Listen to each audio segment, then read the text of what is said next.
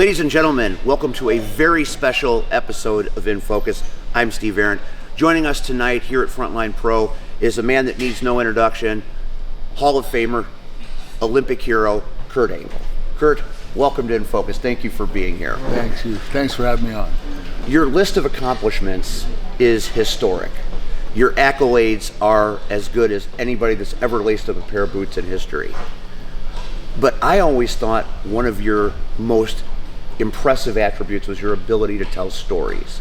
You are an amazing storyteller.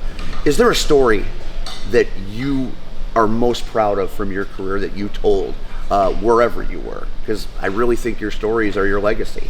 Are you talking about like a wrestling perspective? Yes, wrestling perspective. I've had a lot of good matches like that, especially wrestling guys like Chris Benoit and Eddie Guerrero.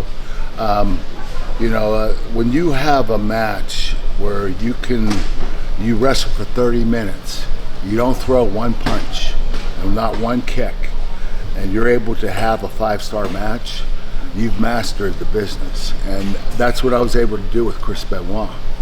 Also Eddie Guerrero, but Chris in particular.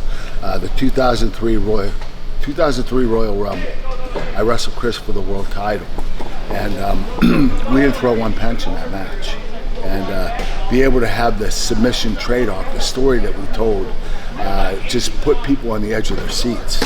And the crazy thing is, when it was over, I went up the ramp, I was the winner, and the fans gave Chris a standing ovation for 15 minutes. And Vince McMahon let this go. For 15 minutes on a pay-per-view, he let the fans give Chris Benoit a standing ovation. And that just proves to me how good that match really was. One of many that absolutely stopped traffic through your very illustrious career. And you're talking about Eddie Guerrero and Chris Benoit. You fought the who's who of professional wrestling over your career. Was there a certain worker, a certain person that you worked with that was your favorite? Chris Benoit, definitely. His intensity matched mine. His technique matched mine. I felt like I was wrestling my twin. But don't get me wrong, I had great matches with Shawn Michaels, Brock Lesnar, Undertaker. My favorite match with Undertaker, might be one of my best matches of all time, was 2006 No Way Out. We had an incredible matchup, and there was a lot of submission trade-off in that match. And Undertaker's not even a submission guy, but he was able to make the fans believe he was. And that's just from storytelling, if you tell it really well. But yeah, I had a lot of guys. Stone Cold Steve Austin, The Rock. I had a lot of great athletes that I wrestled with. You have to remember, when I started in the business, I only trained for 7 months. So I didn't even know what I was doing when Vince started me on TV. I literally didn't know any psychology. I didn't really know how to structure a match longer than 6 minutes. I only went to 2 wrestling camps for 2 weeks, and then I went to Memphis for 5 months. And here I am debuting, and I don't even know how to wrestle. I don't know how to cut a promo, nothing. And I remember when Vince McMahon, the first night on air, he said, "Listen, you're cutting a promo tonight and you're wrestling in a match." And I was like, "Oh my God, how am I going to do this?" And he said, "Well, listen, I'm giving you an opportunity. You either sink or you swim." So he's telling me, he's giving me a chance. If I fail, I'm gone. If I pass, I stay in the company. And so he said, "This is the promo you're going to say." And he starts telling me this promo. He didn't write it down. I couldn't study it. He's telling me it, and he's going on for 4, 5, 6 minutes. And I'm like, I'm not listening anymore, because I'm like, this is so long. So he gets done. I said, "Vince, I'm sorry, but I didn't hear a word you said. Could you tell me that again?" He said, "I'm going to tell you one more time, sink or swim." And I got about 80% of it right. And he said, "You know what, this kid, I can work with this kid. This kid has ability." And not only that, but the wrestling matches I had to do. My opponents had to structure the matches beforehand, and then they would have to call it out in the ring so I didn't forget anything. And I did that for a good year. And I was such a good follower that I then became a good leader. So a year into the business, I was leading matches.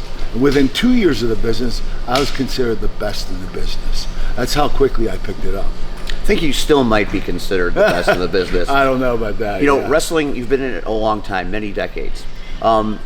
Where you started out to where wrestling is right now in 2024, what do you like about it? But more importantly, what don't you like about it?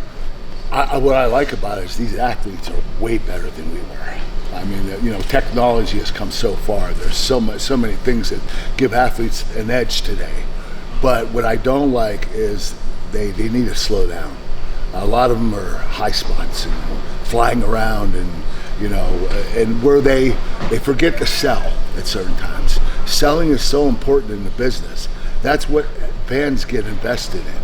They want to see, oh, it looked like it hurt. They want to see their baby face, in pain. Like, oh yeah, I sympathize with them. And I don't think they do enough of that. I think they're doing so many stunts, and it's not wrestling anymore. And I'm not saying they've gone way too far, but they're out there right now, and they're doing some impressive stuff. Don't get me wrong, but I think there's a time where you can do that, and there's a time where you have to have straight up wrestling and be able to sell everything. That's what it's all about. That's what people get invested in. Kurt Angle, you are always teaching us something new, and we at Frontline Pro are so grateful that you're here tonight. Thank you so much for your time. Thank you This very has much. been In Focus. It's true. It's damn true. Good night.